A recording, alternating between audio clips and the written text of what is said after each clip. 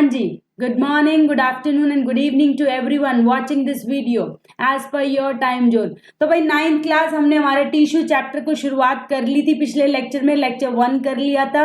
4 lecture में chapter खत्म हो जाएगा। आज लेक्चर 2 करेंगे। पिछले लेक्चर में हमने मेरिस्टेमेटिक टिश्यू करा था, आज हम परमानेंट टिश्यू कर लेंगे। अगले आने वाले 2 लेक्चर में एनिमल टिश्यू कर लेंगे। जिसने अभी तक भी बायोलॉजी, केमिस्ट्री, फिजिक्स की प्लेलिस्ट नहीं देखी है, मैं फिर से बता दूं, इस चैनल पर पूरी 9th पूरी 10th क्लास की बिल्कुल प्लेलिस्ट बनी हुई है। फिजिक्स की अलग, केमिस्ट्री की अलग, बायोलॉजी के अलग, तो पूरा सिलेबस, इंपॉर्टेंट क्वेश्चंस बताए जा रहे हैं, हैंड रिटन नोट्स बनवाए जा रहे हैं, एमसीक्यू बताए जा रहे हैं, सारे एनसीईआरटी क्वेश्चंस के आंसर रिटन फॉर्म में बिल्कुल प्रॉपर तरीके से सीक्वेंस में सारी प्लेलिस्ट पड़ी हैं। नहीं देखी तो जाकर देखो, चैनल को सब्सक्राइब कर लो, वीडियोस को लाइक किया करो, अच्छा सा कमेंट किया करो और चैनल को ज्यादा से ज्यादा शेयर किया करो। चलिए भाई हेडिंग डाल लीजिए। छोटा सा चैप्टर, पिछली वीडियो भी भाई बहुत छोटी, लेक्चर 1 वाली वीडियो भी 16 मिनट की बनी थी।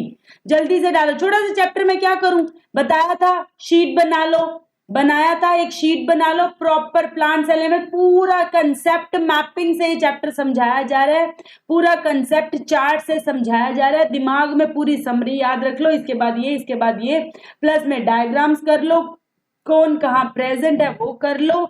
यहीं से क्वेश्चंस आएंगे। 3 मार्क्स के 3 टाइप के क्वेश्चन बनते हैं, डिफरेंस बनते हैं और डायग्राम बनते हैं इस चैप्टर में। बाकी ये चैप्टर बहुत इजी है, ठीक है। चलिए भी हेडिंग डाल लीजिए सॉरी, हेडिंग डाल लीजिए। आज हमें परमानेंट टिश्यू करना है।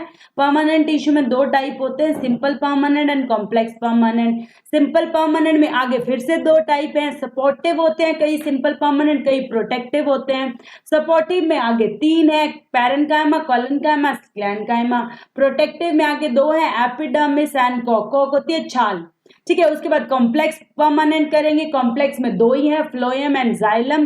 फ्लोएम फूड ट्रांसपोर्ट करती है, xylem water and minerals transport करता है। फ्लोएम में आगे 5 पार्ट, अभी ऐसे ही लर्न करना पड़ेगा। ये इसके इतने पार्ट, इसके आगे ये, इसके आगे ये, इसके आगे, पूरा मैंने चार्ट बना के दिया हुआ है। फ्लोएम के आगे 5 होते हैं। फ्लोएम में कंपेनियन सेल होती है, सीव ट्यूब होता है, 4 होते हैं। Phloem parenchyma, phloem fibre. अब फ्लोएम फाइबर जो होता है वो डेड होता है, बाकी सारे लिविंग होते हैं। डिफरेंस भी आता है भाई जाइलम फ्लोएम का, आगे लिख के दिया हुआ है। ट्रांसपोर्ट वाटर एंड मिनरल जो होता है जाइलम होता है, जिसमें ट्रैकियार्ड्स होती है, वेसल्स होती है, फाइबर होते हैं, तीनों डेड होते हैं। जाइलम में most of the part dead होते हैं, सिर्फ जाइलम पैरेन्काइमा जो स्टोरेज के लिए होती है वो लिविंग होती है। फ्लोएम में मोस्ट ऑफ पार्ट 3 लिविंग थे, 1 डेड था, जबकि जाइलम में 3 डेड है, 1 लिविंग है। जाइलम पानी ट्रांसपोर्ट करती है, ये फूड ट्रांसपोर्ट करती है, ठीक है जी। तो ये हमारे पास हो गया है। उसके बाद अगर हम स्टार्ट करें, चलिए जी हेडिंग डाल लीजिए परमानेंट टिश्यू, हेडिंग डाल लीजिए परमानेंट टिश्यू, हेडिंग डाल लीजिए परमानेंट टिश्यू, ठीक है। तो tissues that are completely grown, मैंने कल ही बताया था, मेरिस्टेमेटिक टिश्यू अभी यंग है, एक्टिव हैं, ग्रोइंग पार्ट्स पर प्रेजेंट है, एपिकल, लेटरल एंड इंटरकैलरी करा था। अब परमानेंट टिश्यू जो है वो बूढ़े हो चुके हैं, मतलब जितना उन्होंने ग्रो करना था वो ग्रो कर चुके हैं, have lost the ability to divide, अब और आगे डिवाइड नहीं हो सकते, बूढ़े हो चुके हैं। So this is the process, the permanent shape, size and function. उन्होंने जो परमानेंट शेप अपनी लेनी थी ले ली है, साइज जो लेना था ले लिया है, जो फंक्शन है वो अटेन कर लिया है। इसके बाद वो और ग्रोथ नहीं करेंगे और इस कंप्लीट प्रोसेस को क्या कहते हैं, डिफरेंशिएशन। आपसे पूछा जाएगा 1 मार्क में व्हाट इज डिफरेंशिएशन, तो आप कहोगे वो प्रोसेस है जिसमें उसने कंप्लीट अपना कर लिया है, जो करना था, अब रिटायर हो चुका है भी, अब मेरे पास जो है मैं वो उसी से काम चलाऊंगा और ज्यादा ग्रो नहीं करूंगा। So differentiation is the process of complete attainment of the maturity and after that plant do not divide, आगे वो डिवाइड नहीं करता। डिवाइड का काम सिर्फ किसका होता है, मेरिस्टेमेटिक टिश्यू का। परमानेंट टिश्यू आगे और डिवाइड नहीं करते हैं।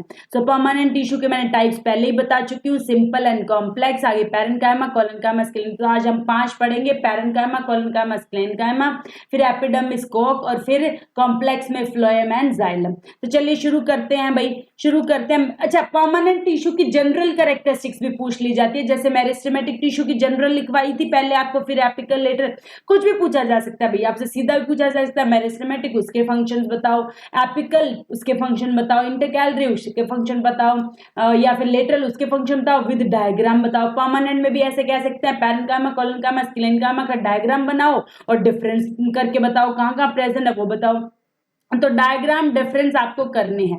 परमानेंट टिश्यू के जनरल क्या होते हैं, वो स्ट्रॉन्ग होते हैं, फ्लेक्सिबल होते हैं, क्योंकि मैंने पहले ही बताया ये हमारे पास सपोर्टिंग टिश्यू है, ठीक है। मैंने पिछली स्लाइड में यही तो बताया वो, तो ये देखो पिछली स्लाइड में यही तो बताया है कि ये तीनों क्या है, सपोर्टिंग है, और एंड वाले ये दो क्या है, प्रोटेक्टिव है, एपिडर्मिस एंड को प्रोटेक्ट करने का मतलब वो छाल की तरह बाहर है।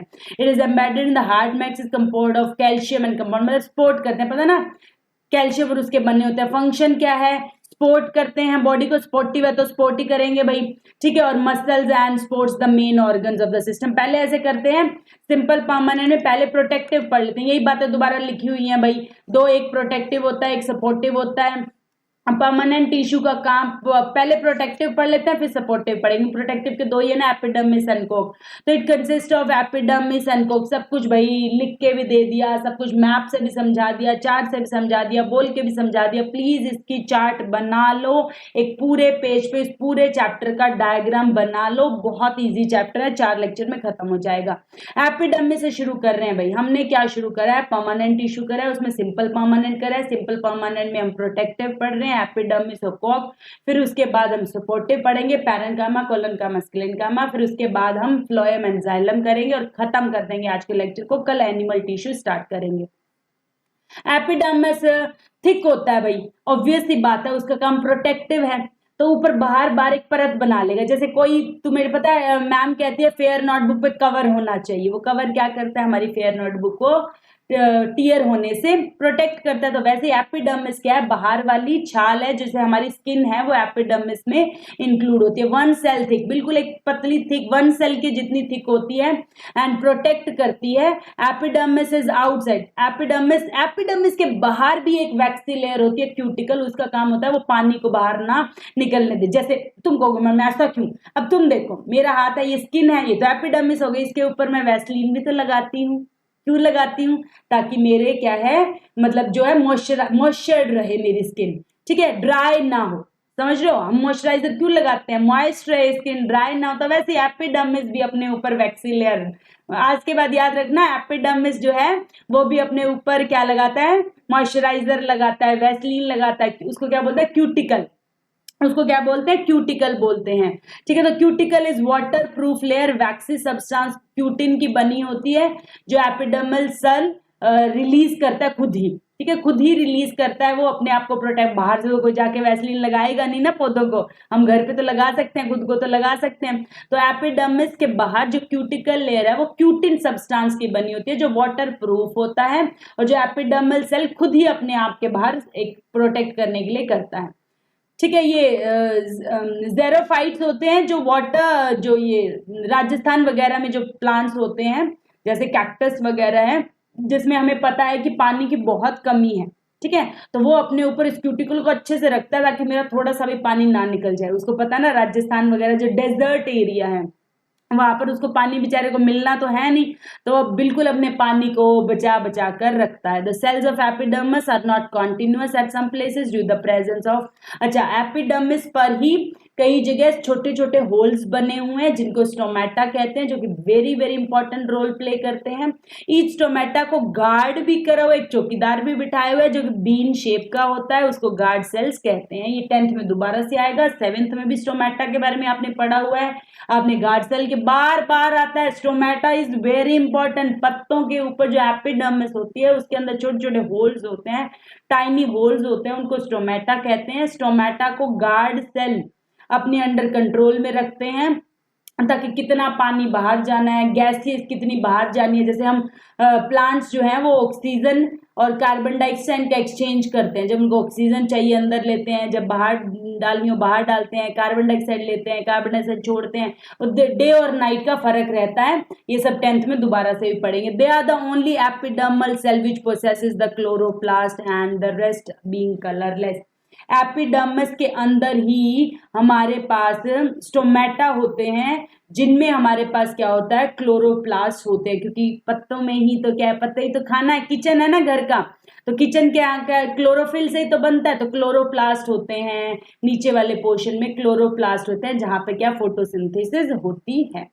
ये देख लो मैंने करके दिखाया हुआ है, देखो जी, ठीक है, ये प्रोटेक्टिव सेल है, ठीक है। अभी कुछ एपिडर्मिस क्या है, यहाँ पे रैप्चर्ड भी है या फिर छोटे छोटे होल्स होते हैं जिनको स्टोमेटा कहते हैं। एपिडर्मिस के फंक्शन इंपॉर्टेंट आपसे पूछा जाएगा, एपिडर्मिस किस लेयर से प्रोटेक्टेड है, उसके फंक्शन क्या है, ये सब पूछे जाएंगे। तो एक पहला काम इसका प्रोटेक्ट करना है। डेसिकेशन क्या होता है भाई, कंप्लीट ड्राई होना, ठीक है, पौधे को ड्राई नहीं होने देना, क्यूटिकल लेयर ऊपर बनी हुई है वो पानी को बाहर नहीं जाने देगी, डेसिकेशन नहीं होने देगी, ऐसे लिख सकते हो, प्रोटेक्टेड फ्रॉम ड्राइनेस। डेसिकेशन हटा दो भाई, नहीं आता तो ड्राइनेस कर लो, इजी कर लो, फिर कहोगे पता नहीं मैंने कौन सा वर्ड लिखा, जो तुम्हारी एनसीईआरटी का ही वर्ड है, ठीक है। तो dryness, protect the plant from, सूखने से बचाता है, उसके अंदर के बूंद बूंद के पानी को बचाता है, इन्फेक्शन से बचाता है, प्रोटेक्टिव है तो इन्फेक्शन से बचाएगा, हमारी बॉडी को भी स्किन बचा रही है नहीं बचा रही है, नहीं तो अगर सीधी बाहर पड़ी होगी एटमोस्फेयर में तो इन्फेक्शन ही हो जाएगा।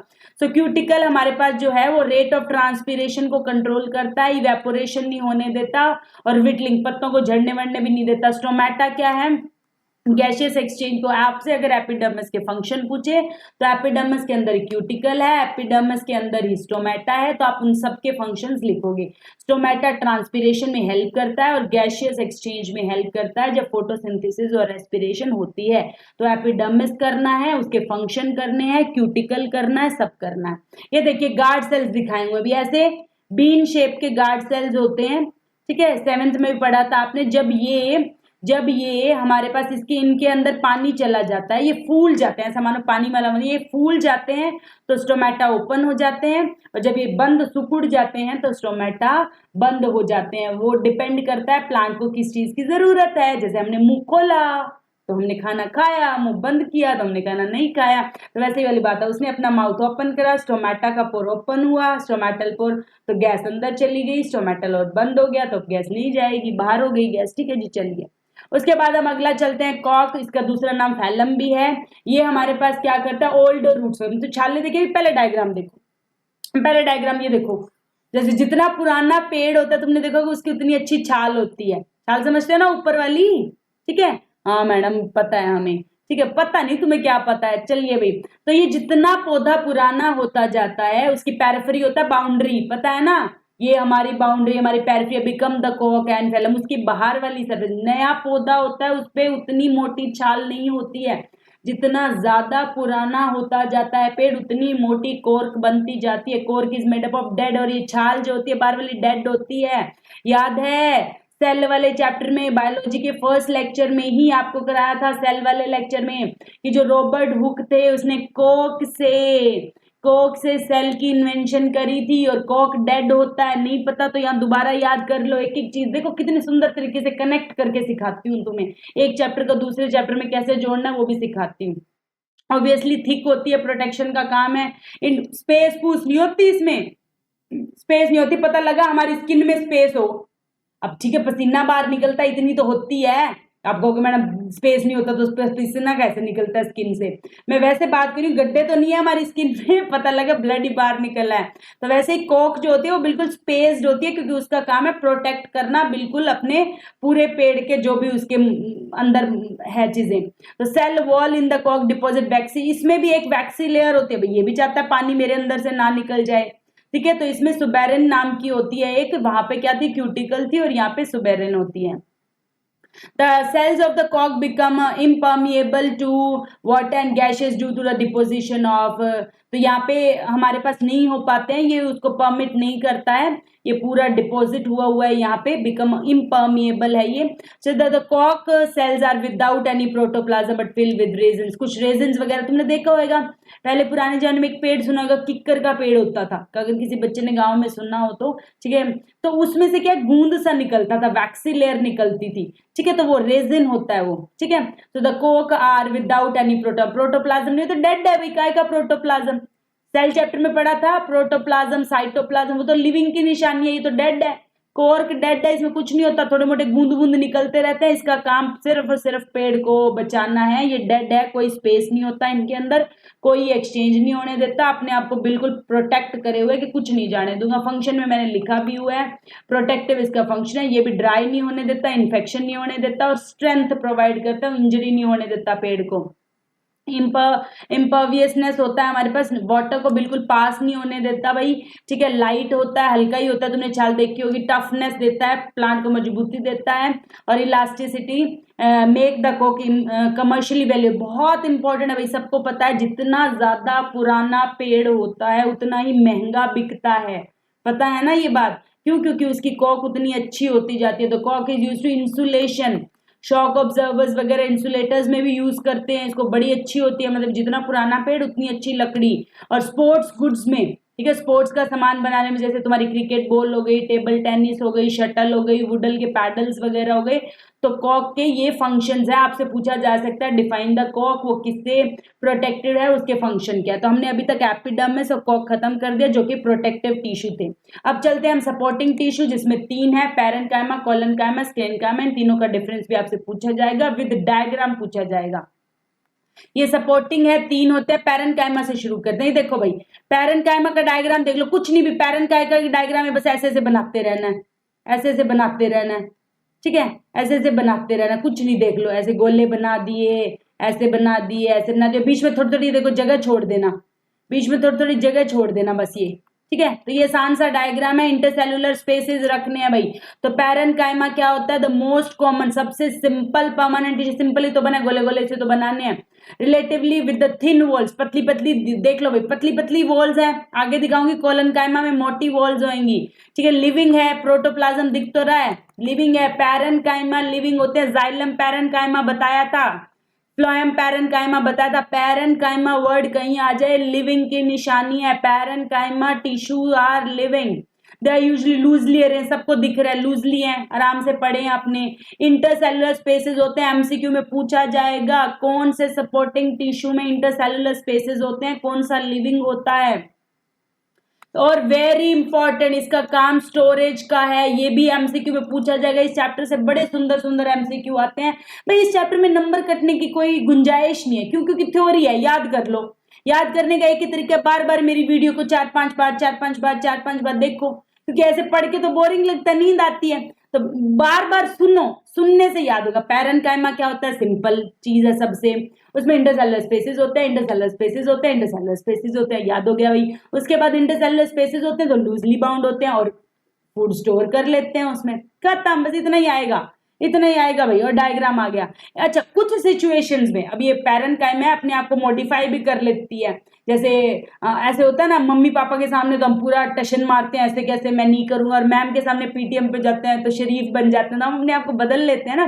तो वैसे पैरेन्काइमा का फंक्शन, वैसे तो स्टोरेज का फंक्शन है, बट कुछ जगह पैरेन्काइमा में क्लोरोफिल भी होती है और वो फोटोसिंथेसिस भी परफॉर्म करवा देता है, इसलिए उसको क्लोरेन्काइमा भी कह देते हैं। तो आपसे पूछा जा सकता है व्हेन, कब पैरेन्काइमा को आप कोलेनकाइमा कह सकते हो, क्लोरेन्काइमा, सॉरी सॉरी सॉरी, कोलेनकाइमा तो अलग है, कोलेनकाइमा टिश्यू है प्रॉपर, मैं भी कंफ्यूज हो गई थी, क्लोरेन्काइमा है वो। कोलेनकाइमा क्लोरेन्काइमा 2 हैं, तो क्लोरेन्काइमा पैरेन्काइमा को ही कहेंगे जब वो फोटोसिंथेसिस परफॉर्म करेगा, उसी को ही एरेन्काइमा भी कहेंगे जब वो क्या करेगा, large air cavities. Aquatic plants तुमने देखा होगा फ्लोट करते हैं ऊपर, पानी के ऊपर पत्तों को देखा होगा भाई, नदी तालाब में, ठीक है, ऊपर ऊपर एक पत्ता घूमता रहता है, ठीक है। तो फ्लोटिंग वाला जो है वो पैरेन्काइमा ही उनको प्रोवाइड करता है एयर कैविटीज। ये एमसीक्यू का फेवरेट सवाल है भाई, जब पैरेन्काइमा में एयर कैविटीज आ जाते हैं उसको क्या कहते हैं, एरेन्काइमा कहते हैं, और वही क्या प्रोवाइड करता है, फ्लोटिंग प्रोवाइड करता है। इंपॉर्टेंट सवाल है। उसके बाद पैरेन्काइमा के फंक्शन वेरी इंपॉर्टेंट, जनरली तो वो स्टोर ही करता है, मैंने बताया था। इंटरसेलुलर स्पेसेस बहुत ज्यादा है तो पैकेज करवाता है। उसके बाद कुछ ट्रांसपोर्टेशन का काम भी करता है, वेस्ट मटेरियल को भी सपोर्ट करता है। और स्पोर्टिंग है तो हमारे पास शेप और फॉर्म तो देता ही देता है, सपोर्टिंग है तो शेप, और कुछ टाइप में फ्लोट भी करवा देता है, कुछ टाइम में फोटोसिंथेसिस भी कर देता है। चलिए जी नेक्स्ट चलते हैं, कोलेनकाइमा। देख लिया, वो था क्लोरेन्काइमा, ये है कोलेनकाइमा, दोनों में फर्क है।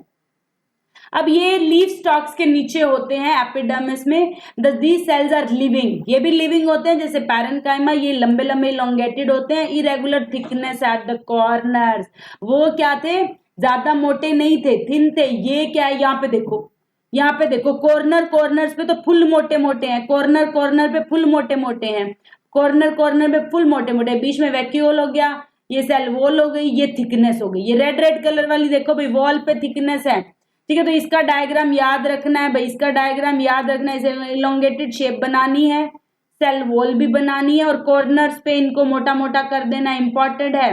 दोनों के डायग्राम्स पक्के कर लेना, पिछला डायग्राम और ये डायग्राम भाई। और वेरी इंटरसेलुलर दिख रहे हैं कहीं इंटरसेलुलर स्पेसेस, इनमें मैं रब करके दिखाती हूँ, कहीं दिख रहे हैं इंटरसेलुलर स्पेसेस, मुझे तो नहीं दिख रहे, तुम्हें दिख रहे हैं, देखो इसके बीच में और दूसरे के बीच में कहीं कोई स्पेस नहीं है, सब एक के टच से मस्त होकर जुड़े हुए हैं, तो कोई स्पेस नहीं होता है। वेरी इंपॉर्टेंट एमसीक्यू, किसमें बिल्कुल भी स्पेस नहीं होता है, कोलन कायमा में। कौन कॉर्नर्स पे मोटा होता है, कोलन कायमा, ठीक है। उसके बाद फंक्शन क्या, ऑब्वियस सी बात है, इतना ज्यादा जुड़ा हुआ तो स्ट्रेंथ देगा, मैकेनिकल स्ट्रेंथ देगा, इलास्टिसिटी, एमसीक्यू में पूछे वाला जाने वाला सबसे इंपॉर्टेंट सवाल कहता है कौन सा टिश्यू बेंडिंग करवाता है प्लांट की बिना तोड़े।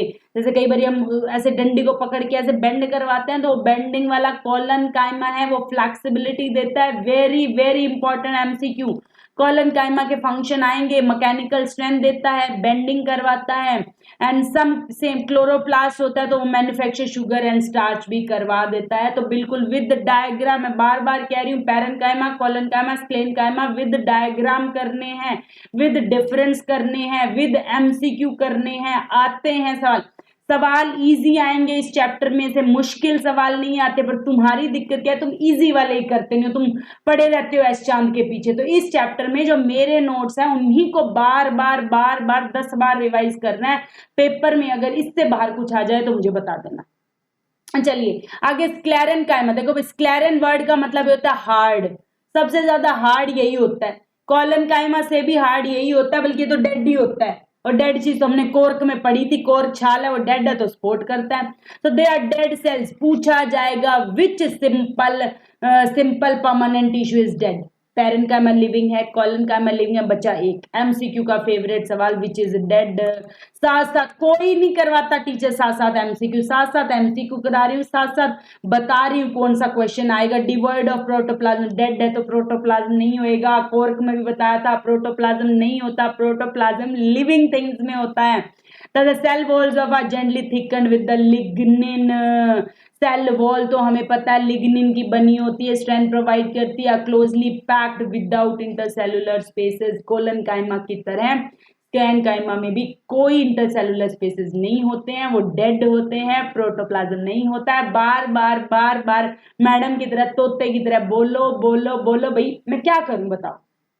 फिजिक्स हो तो इंटरेस्ट पैदा कर दूं, बायो में मेरा बच्चा बार बार सुन के उसको रिवाइज करना है। दैट्स इट, इजी है, चीजें बहुत इजी हैं। अकरेंस कहाँ है, ये हमारे पास डेफिनेट लेयर्स के नीचे है, they are found in stems, roots, veins. और ये वेरी इंपॉर्टेंट, ये वाला सीधा एमसीक्यू पूछा गया है, विच टिश्यू इज फाउंड। ये तुम्हारी एनसीईआरटी की लाइन है। अभी हम क्या करें, एनसीईआरटी वाले पता क्या, डायरेक्ट लाइन उठाते हैं और विच लिख देते हैं। सीधी लाइन पूछी गई थी कि which are found in stems, roots, veins of leaves and hard covering. ये तो पक्का पूछा जाएगा, which is present in hard covering of seeds and nuts. तुम कहोगे स्क्लेरनकाइमा। ये भी पूछा जाएगा। हस्क, कोकोनट देखा है, नारियल, उसके ऊपर देखा ही होएगा कैसे छाल बनी होती है, ठीक है, तो वो किसकी बनी होती है, स्क्लेरनकाइमा की बनी होती है। वेरी वेरी फेवरेट सवाल of MCQ. Husk of coconut, मतलब कोकोनट के ऊपर वाला जो हम उतारते हैं वो किसका बना होता है, स्क्लेरनकाइमा का बना होता है।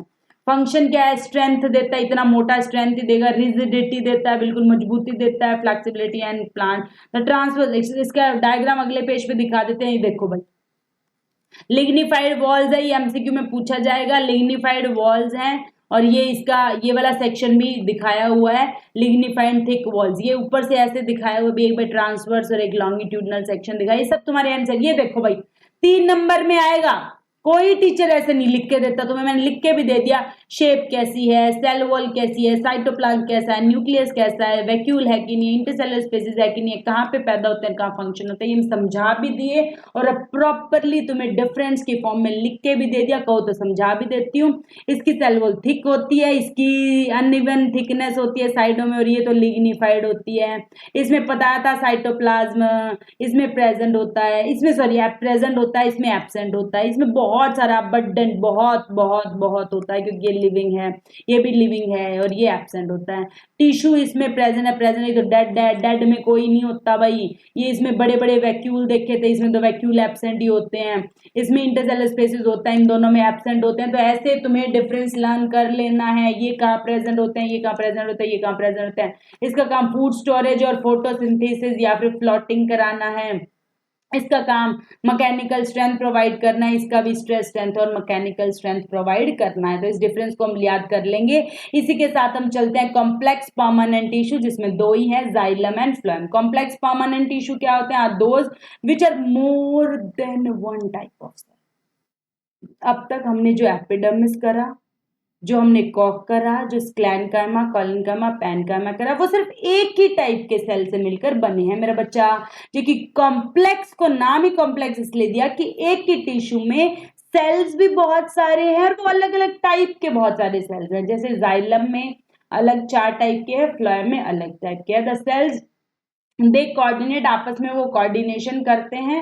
वाटर मिनरल फूड ट्रांसपोर्ट करते हैं, जैसे जाइलम वाटर और मिनरल करता है, फ्लोएम फूड करता है।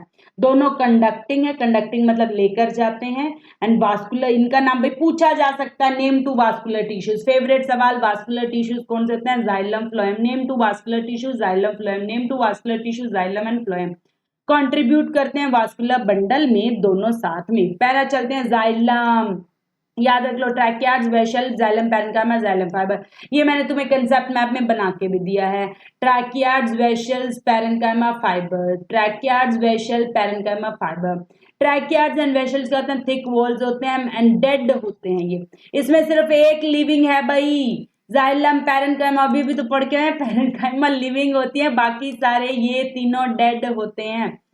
ट्रैकियार्ड्स एंड वेशल ट्यूबुलर, ये पूछा जा सकता है अभी कंडक्शन में कौन हेल्प करता है। चाहे जाइलम 4 चीजों से बनी है, जाइलम पैरेन्काइमा और जाइलम फाइबर पानी और मिनरल को ले जाने में हेल्प नहीं करते। ट्रैकियार्ड्स एंड वेशल कंडक्टिंग करते हैं, पैरेन्काइमा स्टोरेज का काम करती है और फाइबर सपोर्टिंग का काम करते हैं। बे पढ़ के आए थे ना, फाइबर्स जो होते हैं वो सपोर्ट का काम, पैरेन्काइमा स्टोरेज का काम, ट्रैकियार्ड्स और वेशल पानी को अलाउ करते हैं। लिखा हुआ है यहाँ पे, ये एमसीक्यू पूछा गया था भाई एक बारी कि जाइलम में कंडक्शन में कौन हेल्प करता है। पहली बात तो वाटर एंड मिनरल्स ट्रांसपोर्ट होता है, वो भी इन चारों में से। जाइलम 4 से मिलकर बनी है, कोई पानी को स्टोर भी तो करेगा पहले, उस जाइलम को प्रोटेक्ट भी तो करेगा, और फिर जाइलम में लेकर ले जाने वाला कौन काम करता है?